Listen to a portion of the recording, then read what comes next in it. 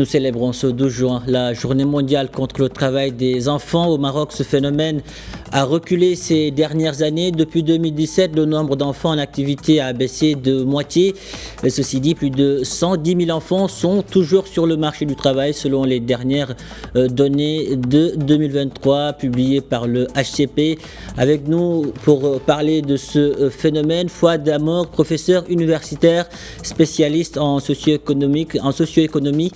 Fouad Amor, bonjour et merci d'avoir accepté notre invitation. Merci de votre invitation. Alors, je le disais, au Maroc, le travail des enfants a reculé ces dernières années. Depuis 2017, le nombre d'enfants en activité a baissé de moitié. En commentaire sur ces chiffres officiels qui révèlent une réduction nette du travail des enfants au Maroc. Oui, effectivement, selon les données publiées par le HCP, ce phénomène connaît aujourd'hui une tendance baissière. Juste pour vous donner quelques indicateurs, entre 2022 et 2024-25, le travail des enfants a baissé de 13%. Et lorsqu'on compare ce chiffre à 2017, et vous l'avez dit, la baisse est de 55%. Donc, c'est un phénomène qui connaît effectivement un recul et, bien entendu, c'est une bonne chose. Ce qu'il faut rappeler, c'est que, vous l'avez dit, c'est qu'aujourd'hui même, le 12 juin, nous sommes en train de fêter l'anniversaire, la journée mondiale de lutte contre le travail des enfants. Et ça, au niveau mondial, effectivement, il y a une prise de conscience que ce phénomène ne peut pas durer et qu'il va falloir mobiliser tous les moyens de lutter contre ce fléau. Et j'y reviendrai plus tard. Effectivement, pour le Maroc, ce phénomène, aujourd'hui, et surtout depuis 7-8 ans, ce phénomène connaît un recul, et ce recul est dû à la mobilisation d'un ensemble de moyens qu'on a mis en place au Maroc, notamment la législation. 2016, nous avons voté une loi qui condamne le travail des enfants. En plus de cela, le Maroc adhère à l'essentiel des conventions internationales qui visent à lutter contre ce phénomène-là. Et surtout, ce qui est aussi à rappeler, c'est que c'est un phénomène mondial. Pour vous donner juste un chiffre, dans le monde, ceux qui travaillent, c'est-à-dire les enfants de moins de 17 ans et de 15 ans qui travaillent, surtout de 17 ans, ils sont en nombre de 160 millions. Et ce phénomène est davantage, disons, concentré en Afrique. En Afrique, on estime qu'un enfant sur 4 a accompli une activité économique, effectivement, et ça, ce sont des chiffres importants. Alors, au Maroc, bien sûr, sur le nombre des enfants, disons, des enfants de 7 à 17 ans, nous avons à peu près 7 800 000, et alors, ce phénomène-là, bien entendu, a des caractéristiques.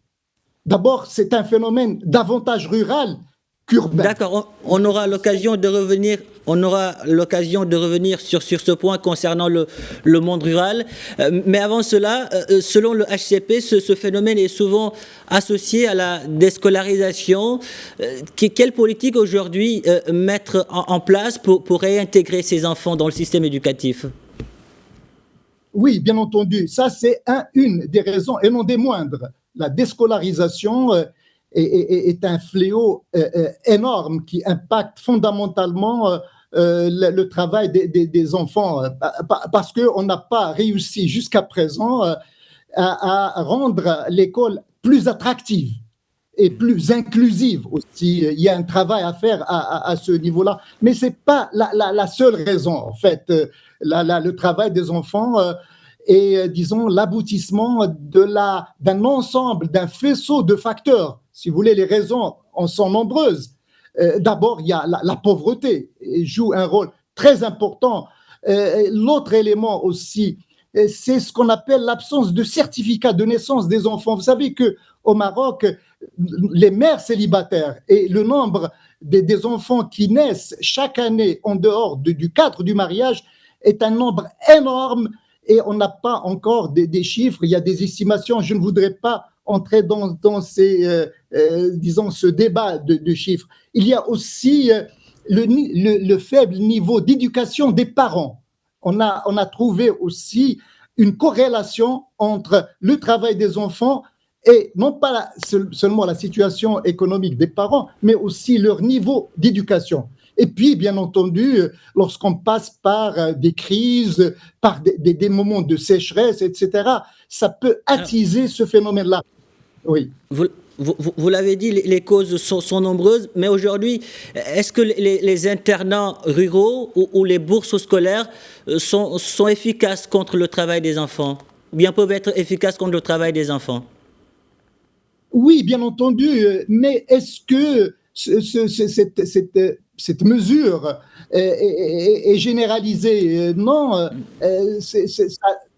bien sûr, les internats, c'est toujours, ça dépend les régions dans lesquelles ces internats sont localisés, mais le besoin est tellement important qu'il va falloir multiplier ce genre d'initiative, les multiplier par je ne sais pas combien de fois pour véritablement que ce phénomène impacte réellement le travail. Je ne dirais pas ce sont des coups d'épée dans l'eau, mais c'est des phénomènes, ça reste des épiphénomènes. Et il y a aujourd'hui à doubler d'efforts pour que cette mesure, qui est importante, bien entendu, ait un impact au niveau macroéconomique, ce qui n'est pas malheureusement le cas jusqu'à présent. Alors, on va en venir à un point essentiel dont vous avez parlé il y a quelques instants. Pourquoi aujourd'hui le travail des enfants, à votre avis, reste concentré dans les zones rurales? Ben, écoutez, parce que les zones rurales, en comparaison avec le milieu urbain, ne sont pas suffisamment dotées d'écoles, ça d'une part. Nous avons un monde rural éclaté, il est très difficile d'avoir des écoles à proximité. Et on sait très bien que surtout les filles en pâtissent de l'éloignement, de la sécurité, etc., etc. Donc, il va falloir mettre en place un moyen de transport, plus les internats dont vous avez parlé, venez de parler, etc. Il y a énormément. Et le monde rural, on a besoin, vous savez, la main-d'œuvre dans le monde rural n'est pas aussi disponible qu'en milieu urbain, bien entendu, d'où le travail des enfants, soit au sein de la famille, soit dans le cadre d'un travail qui est disponible presque gratuitement. Et c'est pour cela que ce phénomène est davantage rural. Mais la caractéristique du travail des enfants, ce n'est pas seulement la ruralité. C'est un travail davantage masculin aussi. Ça, c'est une autre caractéristique. C'est un travail davantage invisible, il faut le reconnaître. Bien sûr, le HCP fait un effort énorme pour un petit peu faire connaître et saisir avec rigueur ce phénomène-là. Mais force est de constater que ce phénomène reste peut-être peu connu, moins, disons, maîtrisé. Moi, je compare toujours le travail des enfants au secteur informel. Tout le monde en parle, mais lorsqu'il s'agit de le cerner dans son ampleur. Justement, oui. Fouad Amour, le travail domestique et informel reste sous-déclaré quand on parle de ce phénomène. Quels moyens pour en connaître l'ampleur et y mettre fin aujourd'hui? Oui, il faut.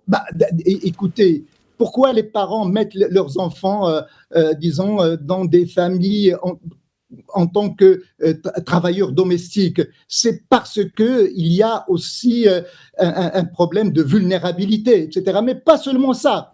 Il y a aussi le travail dans les activités économiques en dehors des familles. Mais au sein de la famille, je crois savoir que la tendance baissière touche davantage le travail domestique qu'autre chose.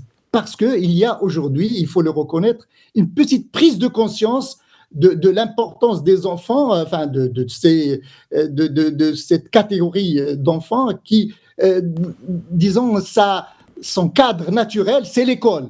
Mais parfois, et aussi, je ne voudrais pas laisser passer cette occasion pour parler de la perception des enfants chez nous aussi, qui reste un enfant n'est pas aujourd'hui conçu comme un être à respecter, un être à écouter, un être qui a quelque chose à dire, etc. Et notre perception de l'enfance est à remettre en cause, bien entendu, pour que la lutte contre le travail des enfants puisse non pas s'arrêter, mais s'atténuer, bien entendu, au fil du temps. D'autant plus que le Maroc a mis en place une politique publique importante qui vise à ce que, à l'horizon 2030, ce phénomène se réduirait, j'espère, à une peau de chagrin. Et si la tendance continue, bien entendu, il y a de fortes probabilités que pour que cet objectif soit atteint, d'autant plus que cette action publique, cette stratégie de lutte contre le travail des enfants est sous-tendue par une approche inclusive, une approche de sensibilisation, justement, une foi approche d'amour, qui met... en parlant de stratégie Oui. publique pour mettre un terme à ce phénomène, le Maroc a adopté en 2016 une loi interdisant le travail domestique des mineurs. Cette loi a-t-elle réellement porté ses fruits aujourd'hui? Écoutez, il est très difficile de mesurer l'impact de cette mesure juridique parce qu'elle elle fait partie d'une panoplie de mesures. Mais bien entendu, c'est une mesure importante, il faut le dire, peu suivie parce que peut-être peu connue, moins médiatisée, moins explicitée, en dépit du fait que les médias aujourd'hui font un effort énorme pour sensibiliser à ce phénomène qui ne peut pas durer. Mais encore une fois, c'est une mesure parmi tant d'autres. Et bien entendu, disons, on le voit non seulement pour le travail des enfants dans le milieu domestique, mais aussi même les adultes, les travailleurs domestiques adultes ont du mal à profiter, à demander, à exiger une couverture médicale, une couverture sociale, etc. Et c'est un phénomène global et un phénomène qui est lié aussi à l'administration et etc., parce que au fisc, etc., etc. Et là, c'est aussi, il y a lieu de renforcer un petit peu cette symbiose entre l'administration et les parents, bien entendu. Dites-nous aujourd'hui, est-ce que la formation professionnelle dès 15 ans est une alternative acceptable ou pas? Oui, c'est une très bonne chose et j'allais justement revenir à cela. Et ça, c'est une des solutions. Il y a d'autres solutions, etc. Mais aujourd'hui, vous savez, on a besoin au Maroc de revoir un petit peu la perception des enfants au travail parce que nous avons un artisanat très actif et vous savez, ceux et celles qui prendraient la relève, ce sont les enfants aussi. Alors, il est nécessaire de concevoir un système d'éducation et d'enseignement alternatif, par alternance, c'est-à-dire permettre à un enfant, même de 7 à 17 ans, de passer un certain moment au travail, dans une activité économique, etc. Bien sûr, cette activité doit être entourée des précautions au niveau sanitaire, des conditions de travail appropriées. Il faut que l'enfant puisse aussi tirer profit, pas seulement ses parents, mais lui aussi, il doit être intéressé. Et ça, c'est aussi une autre sensibilisation. Et si on peut faire ça, plus le travail, des vacances, etc., si on peut permettre aux enfants de gagner un peu d'argent, de travailler, d'acquérir un métier d'avenir et de pouvoir transmettre un certain nombre de savoir-faire, surtout, moi je fais référence ici à l'artisanat, ça ne peut être qu'une bonne chose. Il faut sortir un petit peu de ces cadres un peu sclérosés de travail, ou bien l'école, ou bien le travail. Pourquoi ne pas viser un mariage heureux entre le travail de ses enfants et la scolarisation pour le bien et de ses enfants et de l'économie marocaine en tant que telle, et pour sauvegarder un certain nombre de métiers artisanaux. Vous savez qu'aujourd'hui, quand on voit un petit peu, quand on compare l'ensemble des métiers artisanaux, ça fait une vingtaine d'années, force est de constater qu'une cinquantaine de ces métiers sont d'abord perdus à jamais. Pourquoi ? Parce qu'il n'y a pas eu d'intéressement, il n'y a pas eu de relève, on n'a pas encouragé les enfants disons, à faire le relais de tout cela. Foi d'Amour, merci. Merci pour toutes ces précisions. Merci d'avoir répondu à nos questions. Merci de votre invitation.